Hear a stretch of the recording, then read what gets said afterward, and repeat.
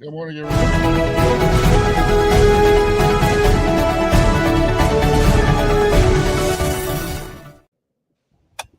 Good morning, good evening, everyone. This is Luda Kopkina with GAI Insights. Welcome to Daily AI News, where we rate articles with AI news as essential, important, or optional, and helping you identify trends and finding the most important things to focus on in your busy day.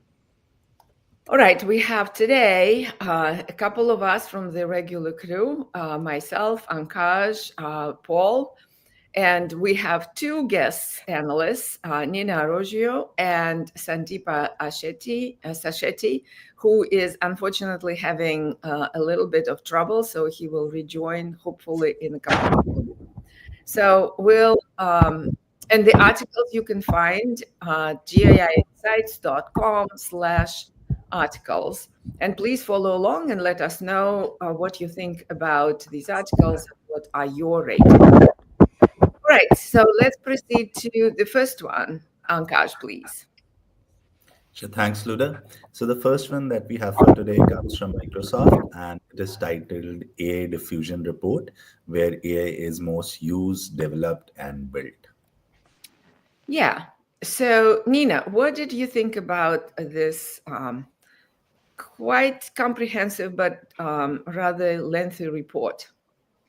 Yes, so just to summarize the report a little bit, the Microsoft AI Diffusion Report 2025, I think it's one of the first ones that maps how generative AI is spreading across the globe. I think they mentioned 140 plus economies, and they argue that the AI diffusion is the fastest one in human history, outpacing like electricity, computers, and especially the internet.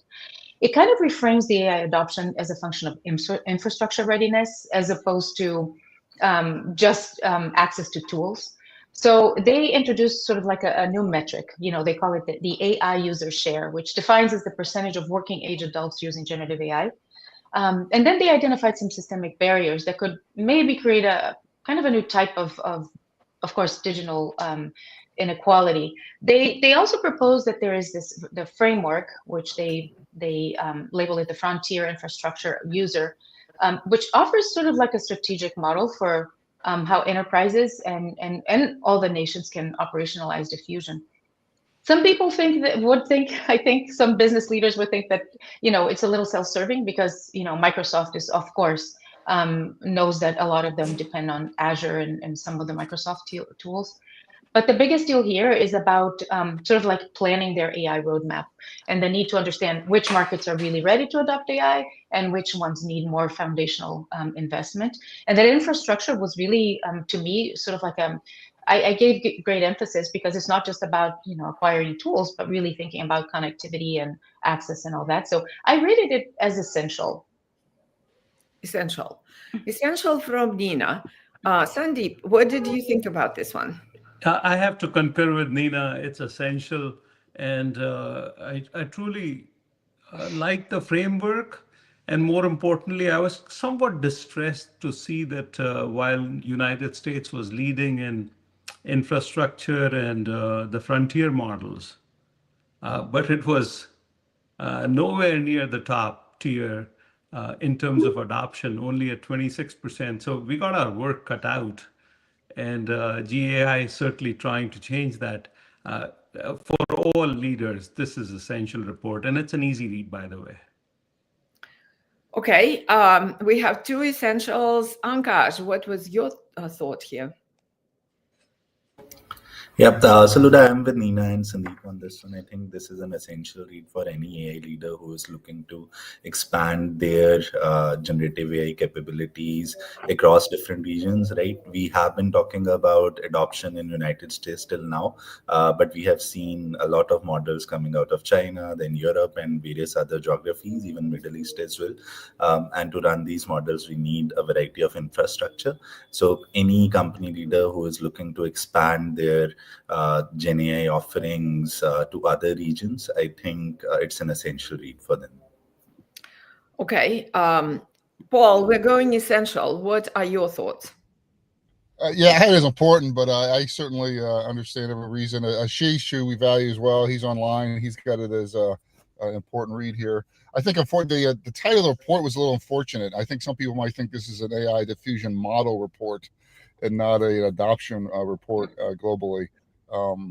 But yeah, I think it is certainly important for a couple of reasons. Anybody who's a global company needs to understand the adoption trends by country. And I think we're increasingly seeing that electricity is the bottleneck along with change management, and it's going to be non-trivial for some of these countries who don't invest in infrastructure to be competitive over the long term. So Yeah, essential. totally. Yeah, so I was also, Paul, on the important side rather than essential, but I will concur with Nina and Sandeep. So essential it is. Let's proceed to the next one. Okay, the next one comes from Wall Street Journal, and it is titled "Anthropic is on track to turn a profit much faster than OpenAI." Okay, Sandeep, it's sort of like this is, I think, second or third time we see it in the news, arguing that Anthropic is a very focused, going to get to net income, positive growth, much faster. What did you think about this particular article? So in summary, I'd say it's optional read, and I'll give you a summary as well as my rationale for it.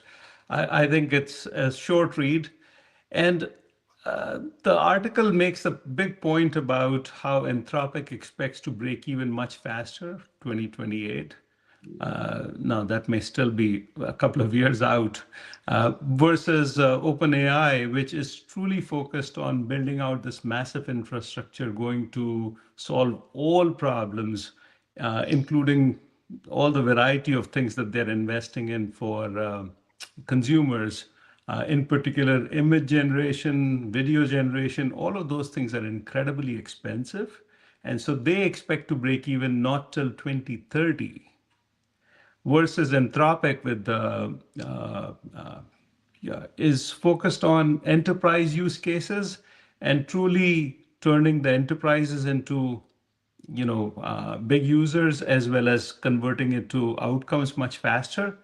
And so that leads to, with that focus comes less investment required in some of these expensive infrastructure hardware stuff. So I do believe that it's a nice read and a good one to get used to in terms of who's likely to focus where. And yeah, but from a selection of which model you're going to go for, if you were a decision maker, it's an interesting aside, because I don't think either one of these companies has a danger of going out of business just because they're not becoming profitable in the next few years. And that's what I think OpenAI is banking on, that they are growing. And I think the article states, the quote, that the risk of not having enough power is more significant for them than other risks. That's why they're investing so heavily. Ashish is commenting that their costs are really higher, significantly higher. So, but optional from Sandeep, but it seems like there was a hesitation, Sandeep, may be important. Nina, what did you think? I will agree with Sandeep. I was between optional and important, but I found it to be a little, some of the implications to be speculative. They're not really sort of like operationally emergent, and who really knows? That's in AI years, that's a long time. We Yeah. just don't know how markets will grow for those two. Yeah, and even though OpenAI says, look, we will turn profitable in 30, they might decide differently tomorrow, right? Ankash, what did you think? Interesting but optional read, Luda. I don't think AI leader will have any use of this apart from just having a conversation with other leaders, right? So an optional read. But that's important. Conversation around coolers are important. Paul, last word. I'll stir it up. I had it as essential because I think what's important for leaders is to understand, and because we're getting so much more stuff in production, because we're moving much more towards hybrid and AI first, where we're digitizing our high cognitive ability here. Leaders need to work with their CIOs and understand what the long-term supply of intelligence is going to be here, and that means really understanding. And we've already had executives tell us there's no way in heck they're ever going to do business with Sam Altman because they absolutely don't trust him. And I think we're starting to see really clear delineations between the OpenAI, Anthropic roadmap and strategies. We have a Starbucks and Dunkin' Donuts kind of characterization. I wouldn't characterization, but at least difference here. And this idea of a much more responsible fiscal and even safety approach that Anthropic is taking is going to appeal to some. So I had at least as an essential to start that conversation, because I know all these companies want to build switchability and are building switchability in. The roadmaps are becoming so big that these AI intelligence frontier labs are going to be just like hyperscalers. You're going to get into an ecosystem and start using multiple tools from that. So I was voting for essential. So Paul's vote for essential, and it's true that Anthropic is building deeper models in finance, in biotech, and security and safety, and all of that was their core principle. So Sandeep, can you live with essential? Would you go from optional to essential? Yeah, but look, if you want to start a broader debate, which the article doesn't go into, I do agree that there's something to be said about leaders having that notion of this full spectrum understanding of these vendors' positions. That said, from just a financial perspective, unless it's going to deliver a price point differential from a user perspective, I'd still go in the important space, but I do see Paul's viewpoint. Okay, let's cut in the middle. Important it is. Let's proceed. Before we go, I really want to highlight Ashisha's point online of being know your providers. I thought that was a good comment related to this. That's a good one. That's a good one. And in fact, I mean, if you really go into the discussion about this, we would not be able to stop for like an hour. I mean, really, because Claude shows in AWS cases all the time. OpenAI does not. So it just, I think there are moats that Anthropic is building as well. Okay, so but put it as important. Let's proceed, Ankash. Okay, the next one is a research paper which is titled Generative Engine Optimization, How to Dominate AI Search. Yes, a research paper with interesting takeaways. Ankash, what did you think about this one? Luda, for me, this is an essential read. So basically, what researchers have done is they have conducted this large-scale controlled experiment where they compared results across multiple industries, languages, and query types between Google's traditional search results and results from these generative or answer engines, as we call them.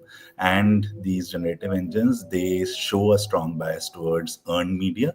So basically third-party independent authoritative sources, and focus much less on brand-owned or social content. So for example, in one of the cases in automotive vertical in the US, AI search cited 82% of earned media, whereas Google only cited 45% of earned media. And they even highlight that the mechanisms by which these answer engines, they pull their results is very different. So ChatGPT, it tends to pull from mainstream news and academic sites, whereas Gemini prioritizes Google Index, and Perplexity favors citation transparency. And then they give some sort of feedback in terms of how to get into the search engines or come up in their rankings. So they highlight the machine scannability part of it, that your data or your content should be structured, they should have citations, there should be schema markups that LLM can read, and that brand should focus on authoritative third-party sources rather than their own brand content to feature in these answer engines highly. So I think this provides really good set of insights into how these answer engines are working, what can brands do to feature higher up in their rankings. And we are seeing that more and more references to businesses are coming from these answer engines. So important and essential for all those reasons. Yeah, there's a lot of, this is a hot topic. There's a lot of posts and discussions online on this topic. What did you think about this, Sandeep? So I agree that the topic itself is essential. The paper itself is though not consumable easily broadly because it's just written as a research report. So I wish there was a HBR version of this or a dummies version of this because the topic is incredibly important, essential. The article just doesn't do justice to broader audience. Yeah, so you would put it as important, Sandeep. I'd put somebody needs to translate this and write it in plain English. So you would put it as optional. I mean, again, I'm torn because you see the topic itself. I'd say you must know this topic and you really have to understand the implications for your business.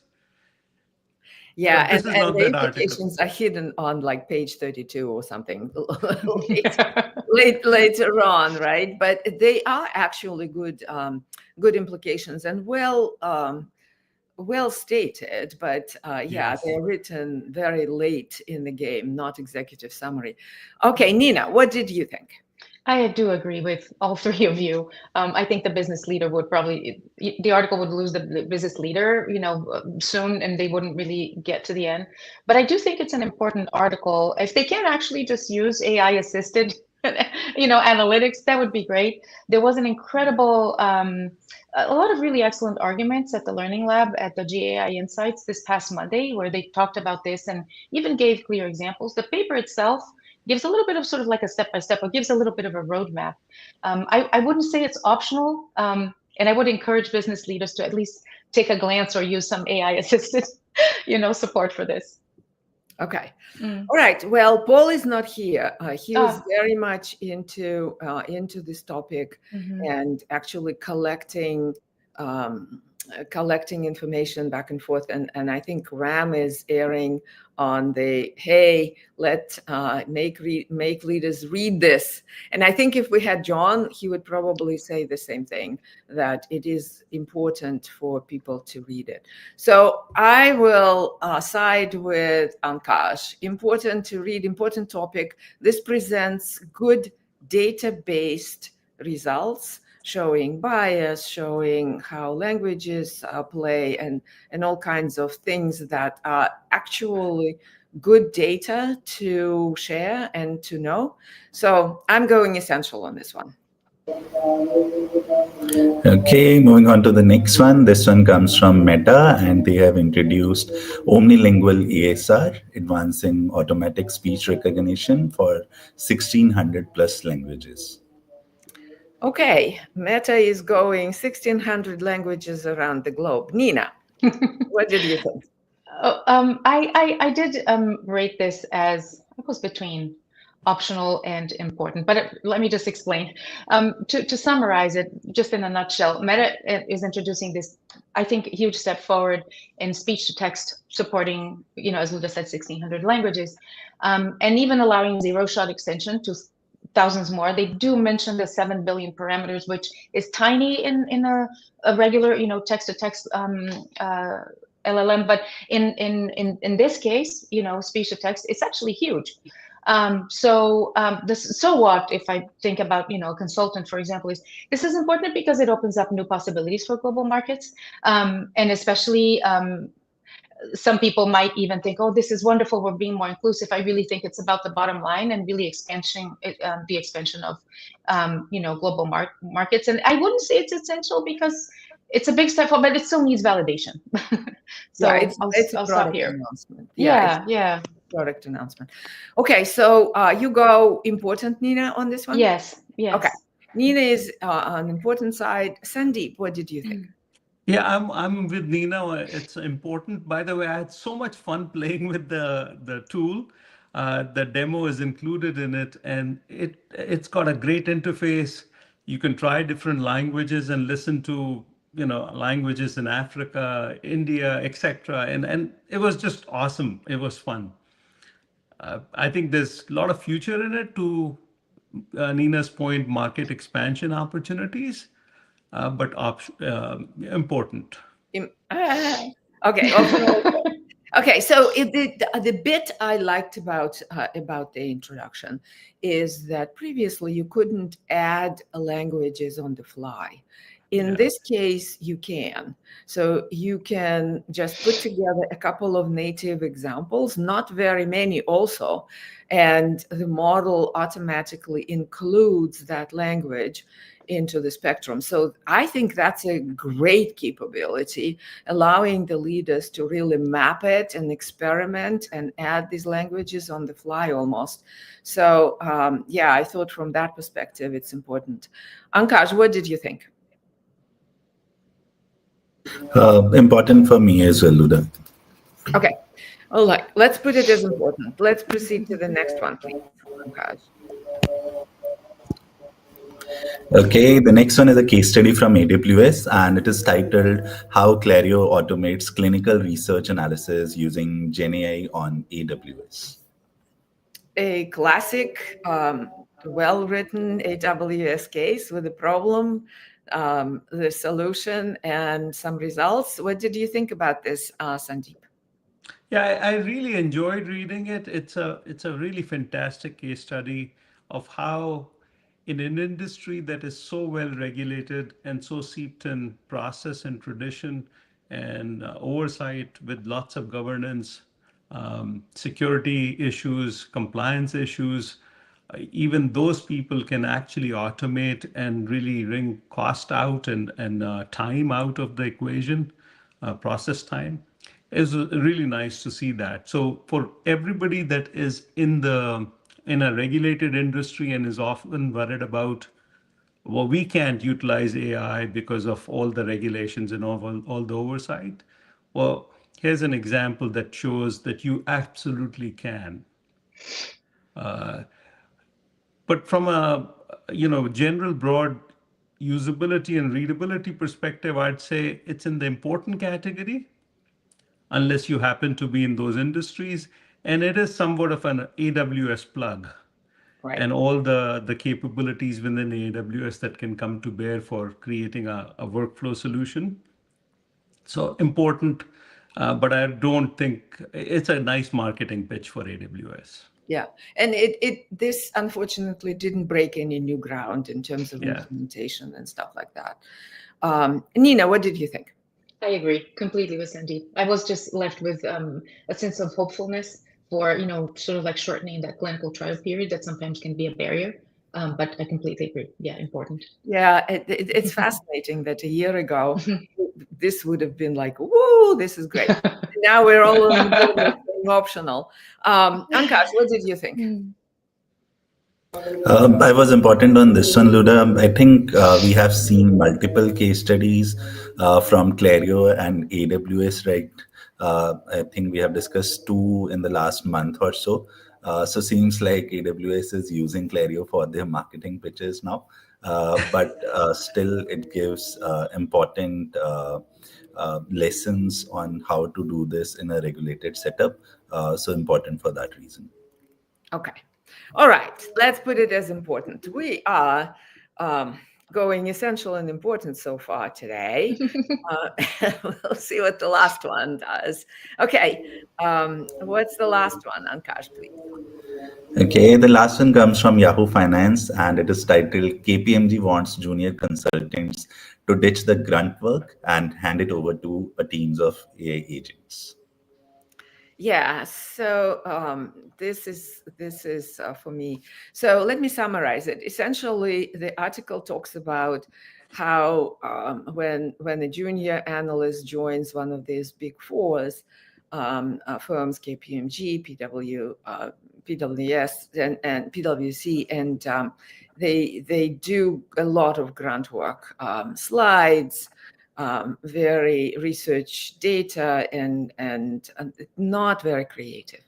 And so this article talks about equipping the new arrivals with a set of agents that in KPMG is under development, and actually advancing them in more strategy development, analytics, and the like, advancing the junior analysts into more strategic developments. I think it's no news here. And that's why it's really optional, and we've been talking about this for a while already. So I'm thinking optional on this one. What did you think, Nina? Yeah, I thought it was very thin, especially considering some of the, for the lack of a better word, some of the more scandalous, results from the Big Four. They were well publicized. The article could have actually, at this point in time, this is November 2025, they could have actually just honed in a little bit on talking about testing, training, and validating, and then the role of evals, which is what a lot of those companies are actually ignoring. They go through this, they favor speech, right? They prioritize, speed, and then they leave all of the important pieces behind, which is most important to keep that solution stable, right? To make that shift. So yes, Sandeep, what were your thoughts? Yeah, I'm on the optional stage as well. These are early days for this consulting firm to utilize, agents. And I'd say it's nice to put out there that we are also in the game. They haven't shared anything groundbreaking as to what lessons others can take from. Yeah. And I also worry about a lot of hallucinations coming through and not being noticed in that work. When you have a junior person really reviewing it, he doesn't have the expertise. So it kind of might creep through. And I worry about that. Okay. All right. So Ankar's going optional, okay? Optional, Uday, yes. Okay. Optional it is. So that as Ankash prepares the scorecard, let's the announcements for this week. Paul is not here and John is not here. Is essentially one that I know of, that there is a ChatGPT 101 training at noon tomorrow that GAI is holding.